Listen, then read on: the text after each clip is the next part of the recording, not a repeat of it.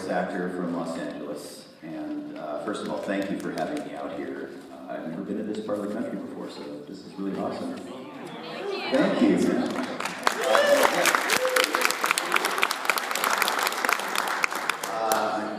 cold.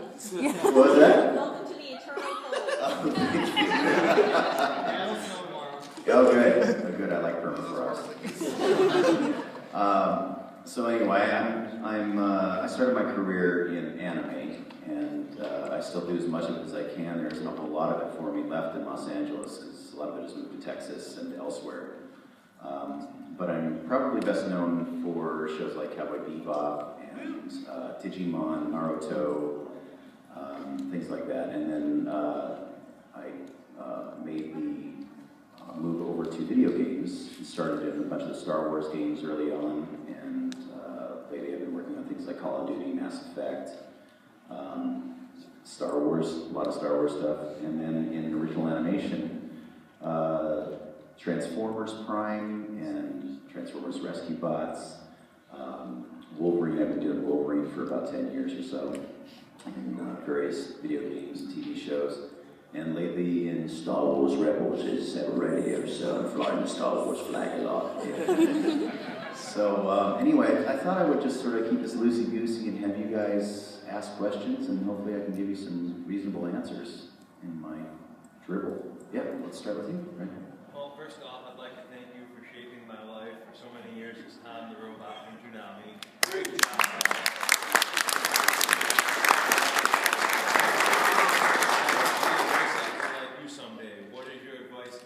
Well, I have cards in my bag, and I'll give you one on the way out. Actually, let me dig them out now.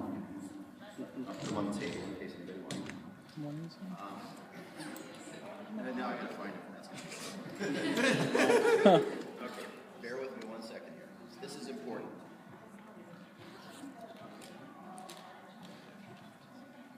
I don't know where they are. Like me looking for my purse. Oh, I got it.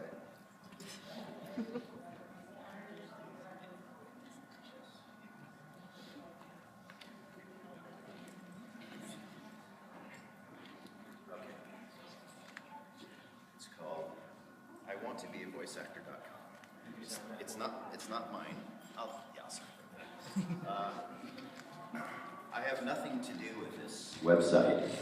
It is a resource that has been put together by my friend D. Bradley Baker, who is an amazing voice actor. He's one of the greatest in the world, in my opinion. Does a lot of creature voices, does stuff on some of your favorite shows. Look him up, D. Bradley Baker. And anyway, he put this website together called IWantToBeAVoiceActor.com. And it's so much more than I could ever impart to you in 5 minutes here.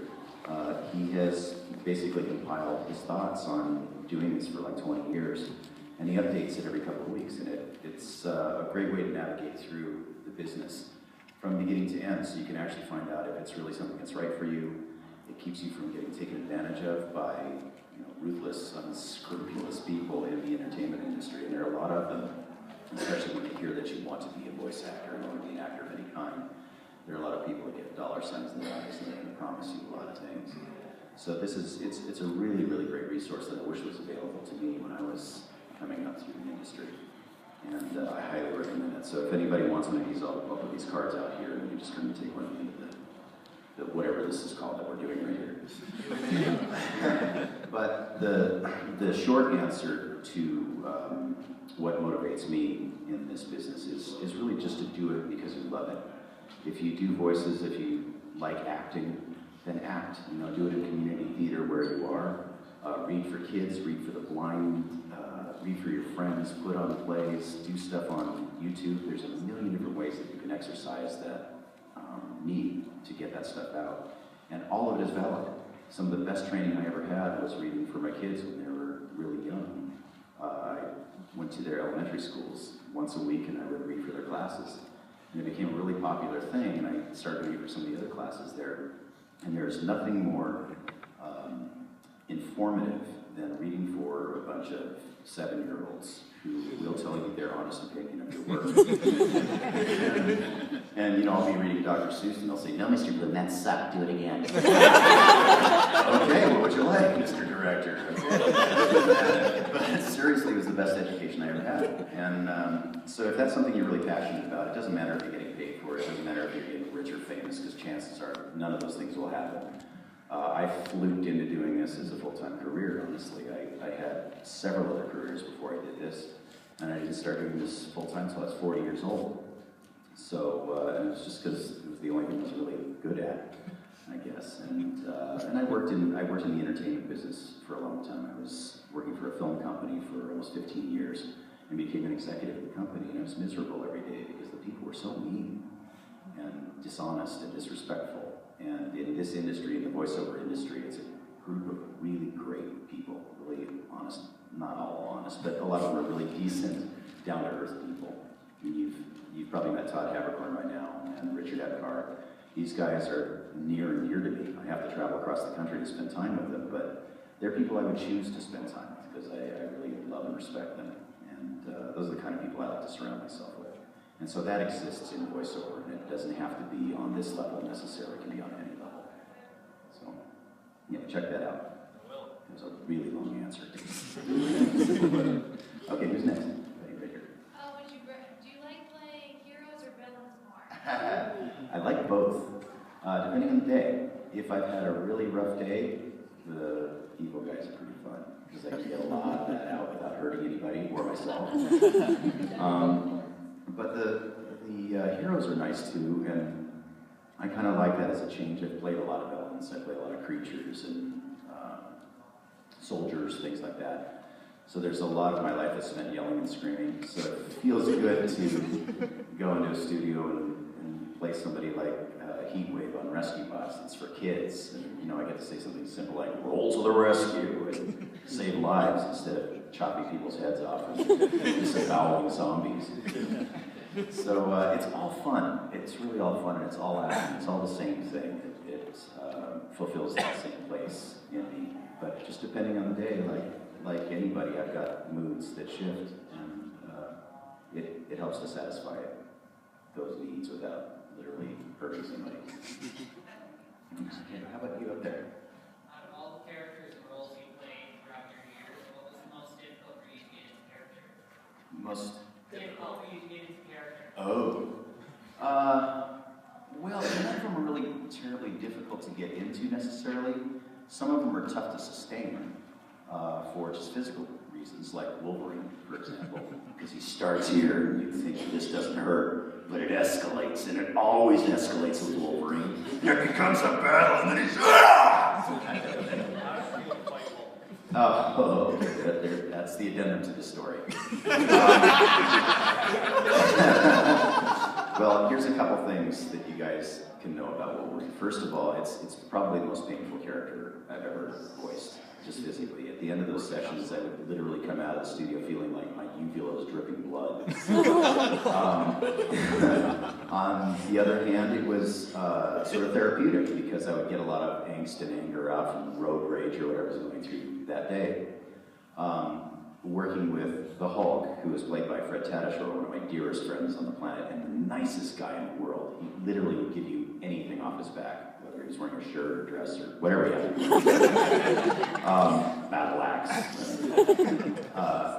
Fred and I, especially on the Hulk versus movie, we did this movie called Hulk versus Wolverine, and Fred and I were placed in this booth, and the two of us were working together with our mics about maybe 5 feet apart, which is average. And Fred is a big guy. He's a really big guy. At the time, he had really long hair. And he, like me, is a very physical actor. So even though we have to stay in front of the microphone as we're taking swings, every swing that you hear in that movie, we're taking that swing, or we're taking that kick, or that lunge, or stab, or whatever it is. We're actually physically acting that out. Well, Fred and I would get so violent with it, they thought we were going to knock each other out. and we weren't looking at each other all the time. And I just see this fist going by my head, and we're ducking, and they're going, okay, we need to separate you guys a little bit. The other thing about Freddie is that I sweat a lot when I work, but Fred sweats a lot. And he had really long hair at the time, and when he would go through his Hulk rages, the hair would be flying almost in slow motion back and forth, covered in sweat, and it would be like you're in the splash zones. Brave body fluids coming from me, which I think probably improved my performance. And I think I absorbed a little bit of his DNA, so so as far as getting into the character, it's really easy to get into that character because I visualize it. I think like many of you guys, when you're reading a comic book or any kind of material, and you see a character that's really fleshed out well in the writing, you get a visual image of what that character is. You might even hear a voice in your head of what that character might sound like and how that character might move. Well, for me, I grew up in a comic book store. My grandfather owned a bookstore, and I worked in a comic book store sorting comics at 13 years old. So I had this vivid imagination of what these characters might sound like. And when I got to play a character like Wolverine, who had been so well established in comics, it was just natural for me that this voice was the first thing that came out. And fortunately, they agreed that that's what they were hearing in their heads too. So it wasn't even a matter of necessarily getting into it. It's just I take a look at a picture of the character, or I read his description, or listen to a description from the director, and it automatically clicks in. It's that little childhood sandbox thing of play, and really that's where it starts. And then you have to develop the skills to sustain that. Other little fun fact about Wolverine is that whenever I played Wolverine, particularly in the games, every time I would take a swipe, one of the big swipes, when he was like in Berserker Rage or something, and he was going, every time I did that, I would fart. And in the first few games, fortunately the engineers didn't notice it necessarily because there's so much other noise coming into the microphone, but I was really nervous about it, and I would always say, oh, can we do another one? Because I just feel like I can get more blood sounding, you know, and they go, oh yeah, whatever, let's do 3 more, and I just do that. Well, as I get older, I just said, screw it, I'm going to leave the farts in.